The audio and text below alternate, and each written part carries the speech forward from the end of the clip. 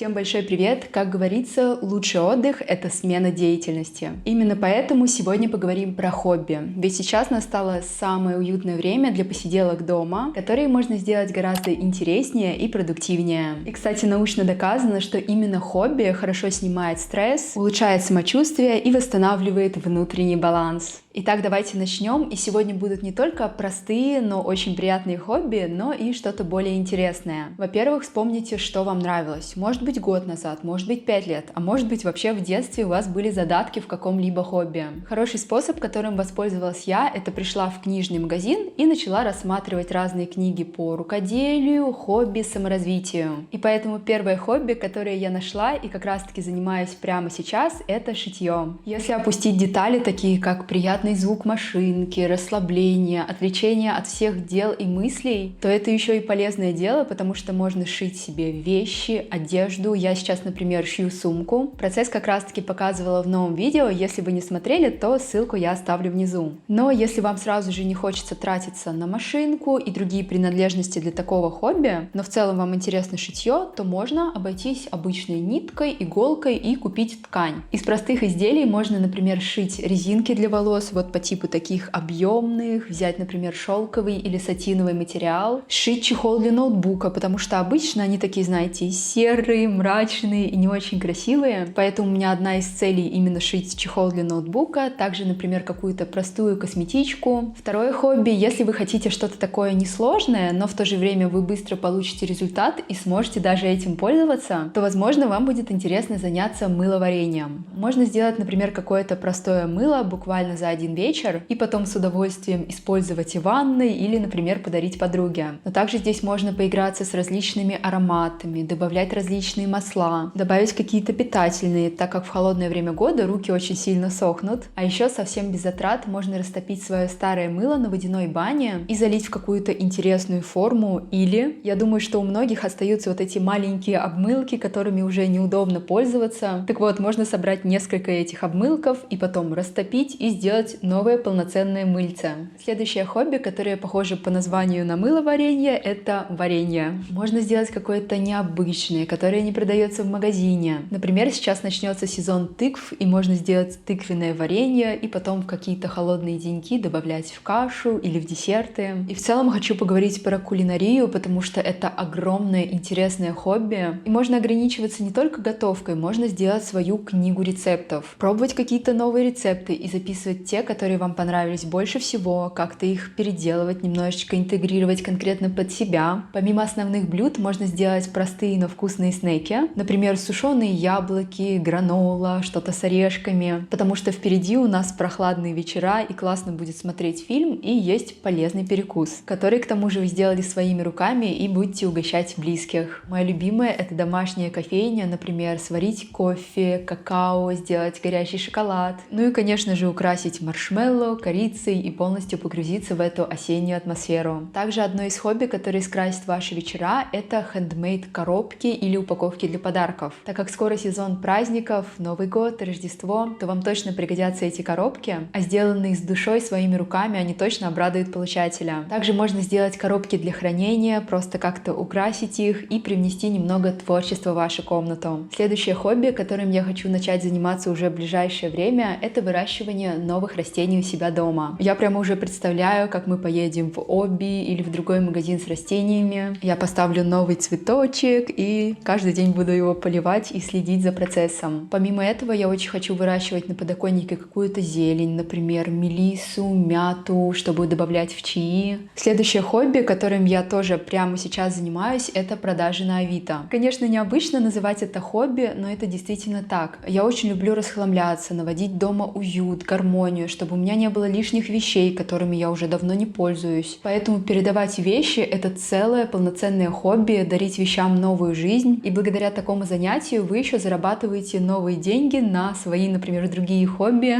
Чувствую себя сейчас каким-то бизнесменом. И также, знаете, бывают моменты, когда вы думаете, вот, какая я плохая, я не завершаю хобби, я бросаю полдела. Например, вы варили свечи или рисовали и так далее. И в один момент вы перестали этим заниматься и думаете про себя не очень хорошо. Так вот, знаете, я тоже иногда не завершаю хобби, это нормально. Ведь самое главное от хобби — это не конечный результат, это процесс, который именно в моменте, в настоящем моменте доставляет вам удовольствие. Но и именно для этого отчасти сделано Авито, поэтому давайте обмениваться своими хобби, продавать то, чем мы уже не пользуемся, и обретать новые классные хобби для вечеров. Следующее хобби — это создавать украшения. Например, из эпоксидной смолы можно делать колечки, сережки, какие-то талисманы. И заливать можно туда любой маленький предмет, например, какую-то бумажечку с подписью, лепестки цветов или другие вещи, которые будут вызывать у вас радость. Лично я, если займусь этим хобби, то очень хотела бы сделать зеркальца, потому что они так прикольно выглядят, вот именно с засушенными цветами, сразу же переносят тебя в лето, вот какую-то такую нежную погоду, мягкое настроение. Говоря про хобби, я еще люблю составлять виш-листы. Это помогает спланировать покупки и в то же время интересно занимает вечера. Хочу поделиться своим виш-листом с Озон. У них большой выбор одежды, в том числе спортивной, а также аксессуаров и обуви. Я себе добавила в избранное спортивный костюм Ойша. Давно ищу именно вот такой приталенный, на замке и который прикрывает горло. Также присматриваюсь к куртке средней длины с резинкой на поясе. Мне кажется, она хорошо подойдет на межсезонье, и в то же время область поясницы всегда прикрыта и ничего не продувает. Еще собираюсь заказать новые пушистые тапочки для дома. Всегда выбираю примерно такой фасон с открытым носком. И последнее — джинсы Манго. С подросткового возраста именно у этого бренда на меня хорошо садятся джинсы. Прошлые бежевые я уже заносила до дыр практически, поэтому ищу новые. И мне нравится, что на Озон есть функция оплаты после примерки. Это очень удобно, особенно когда заказываешь джинсы или другую одежду по фигуре. Также у них удобная доставка курьером или в пункты выдачи и бесплатный возврат, если что-то не подошло. Ссылки я оставлю в описании, переходите и составляйте собственные виш-листы. Следующее хобби — это свечеварение. Я о нем уже рассказывала в своем прошлом видео про хобби, но упомянуть об этом осенью просто невозможно, потому что осень, зима — это олицетворение свечей, хочется просто каждый день их зажигать, поэтому можно сделать свечи в форме тыквы или разукрасить свечи, вы знаете, такие высокие. Можно их сделать с осенним дизайном, зимним, либо ассоциацией с каким-то вашим таким днем значимым. А еще можно делать это вместе с подругой, параллельно болтать, потому что делать вместе — это действительно иногда очень интересно. Недавно я была на дне рождения у подруги, она сама пекла торт, но так расстроилась, что не успела его украсить. Но когда мы собрались все вместе с девчонками, мы все вместе его украшали. Поэтому получилось так, что даже хорошо, что она не успела украсить его одна, мы украшали это все вместе. Также, говоря про свечи, можно сделать их с ароматом корицы, опять-таки тыквы. А еще создать не только свечи, а сделать форму для свечей. И здесь я хочу упомянуть про лепку из сухой глины. Этот процесс гораздо проще, нежели классическая лепка, где вот потом запекается, обжигается. Здесь вы просто берете глину,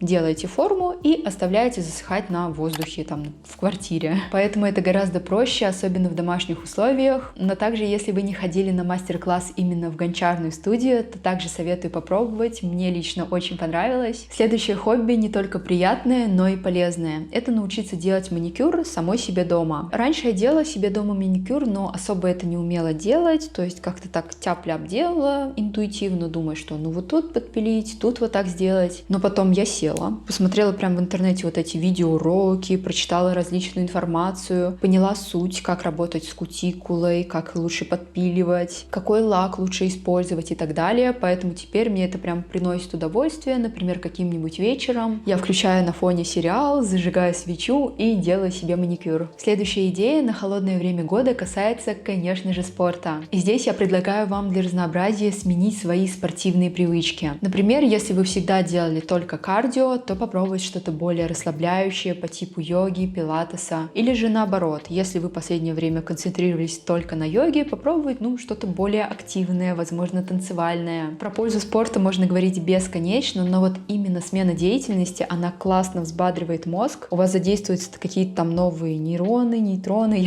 Я в этом терминологии не очень хорошо разбираюсь, но в общем это классно бодрит мозг. Следующее хобби, которое, мне кажется, должно было быть на первом месте, это вязание. чтение. Мне кажется, это идеальное хобби на осень и зиму, потому что оно совмещает в себе и уютную посиделку дома, и в конечном итоге какую-то уютную вещь, например, носки, шарф, свитер. А еще можно, например, крючком связать себе какую-то косметичку, сделать разные красивые изделия, которые потом вы будете носить и с гордостью говорить: вот это связала я. Вложить туда свою душу можно также подарить опять-таки близким, родным на какой-то праздник. Да и без повода на самом деле дарить подарки — это классно. Лично я очень хочу связать большой уютный плед. Я видела, что его вяжут прямо вот так вот руками из какой-то большой крупной пряжи. Если вы пробовали, делитесь в комментариях. Возможно, это не так уж и сложно, и поэтому зря я откладываю. Следующее хобби. Мы опять-таки с Лешей недавно зашли в книжный и увидели пазлы. Мне кажется, я 100 лет не собирала пазлы, но это такое классное хобби, которое отвлекает, примерно как рисование картин по номерам. Итак, в этом видео я уже несколько раз говорила про книжный, но не говорила про книги. Конечно же, одни из самых приятных и уютных вечерах проходят именно за книгой, под пледом и с чашечкой вкусного чая. Я думаю, об этом долго говорить не стоит. Самое главное — определиться с книгой, которую вы хотите прочитать, в жанре, который вам нравится. От себя могу советовать книгу Фредерик Бакман «Тревожные люди». Я ее читала, по-моему, 2 года назад, в канун Нового года. И именно примерно в это время я ее советую читать, потому что действие в книге происходит в это время. Я уже смутно помню сюжет, но помню, что она такая добрая, легкая, о простых житейских днях, о простых проблемах, которые есть у каждого из нас. В общем-то, про жизнь, какая она есть. Также в плане чтения можно попробовать для себя новый формат. Аудиокниги, подкасты. Можно обменяться с подругой интересными книгами, а можно вообще начать читать одну книгу вместе, потом обсуждать за чашечкой кофе. Прямо, знаете, устраивать такие целые дискуссии, книжный клуб. Еще можно сделать закладки для книг. Лично я, потому что обычно использую просто чеки от книги, которую я купила. Выглядит это не очень, поэтому мне всегда хочется какую-то хорошую закладку, а если сделать ее еще и своими руками, то, уверена, будет приятнее вдвойне. Следующее — это можно сделать доску желаний. Даже, знаете, такое ежедневное визуальное напоминание, что вы любите, чем хотите наполнить каждый свой день. Можно добавить на нее какие-то фразы, которые будут вас вдохновлять, мотивировать, например, на учебу, работу или просто на добрые поступки. Также можно добавить мотивацию на спорт, питание, опять-таки хобби. В общем, все то, о чем мы можем забывать вот в этой ежедневной рутине. Потому что многие наши дни похожи, и у нас есть основная цель, например, в работе сконцентрироваться. И очень часто мы забываем ухаживать за собой, уделить время хобби. Но знаете, есть одна фраза, ее смысл такой, что жизнь — это не свершение, жизнь — это те самые приятные дела, которые находятся между вот этих целей. Именно поэтому маленькие дела, хобби, они привносят в наши дни краски, какое-то разнообразие и чувство счастья. Следующее хобби, а даже скорее занятие — это обновить интерьер. Очень хочется вот это чувство новизны, каких-то, знаете, перемен в квартире, но не менять же каждый раз квартиру. Поэтому можно немного изменить интерьер, наполнить ее деталями, например, сменить наволочки, заменить постельное белье на теплые осенние цвета вместо привычных белых, застелить новую скатерть или собрать букет сухоцветов, которые можно поставить на стол. И в целом, знаете, подумать, что вам давно доставляет дискомфорт. Так как в холодное время года мы много времени проводим дома, то очень важно чувствовать себя в комфорте, в уюте. Например, у нас давно ощущалась нехватка большого ящика, потому что где-то у нас какие-то вещи лежали, где-то вот действительно не было места для хранения. Поэтому буквально неделю назад мы просто взяли, купили новый шкаф, собрали его, и стало дома гораздо уютнее. Как раз таки в прошлом видео я показывала этот процесс и насколько я была счастлива. Это были все хобби, ну а теперь конкурс. И, во-первых, хочу поздравить прошлого победителя. Скоро я с вами свяжусь. Но в новом конкурсе будет целых 2 подарка. Во-первых, хочу отправить книгу, которую я вам уже советовала. Я думаю, что подпишу вот здесь прямо целое послание для получателя. И второй подарок — это сертификат на 5000 рублей на Озон. Я думаю, что вы как раз-таки сможете потратить его на хобби. Для участия нужно быть подписанным на мой канал, поставить лайк на видео и написать любой комментарий с указанием вашего города. А еще приглашаю вас в свой телеграм-канал, а конкретно посмотреть пост, где мы недавно собирали целую подборку сериалов и дорам на осень. В целом в моем телеграм-канале были посты и про книги на осень, и про фильмы на осень. Чтобы найти эти посты, нужно нажать на мой профиль, и там выскочит кнопка «Поиск», и просто ввести горячие слова, например, «книги на осень». И очень легко вы найдете посты даже там с прошлого года или новые. Но я с вами прощаюсь, крепко обнимаю и посылаю лучики тепла. До встречи в новом видео. Пока!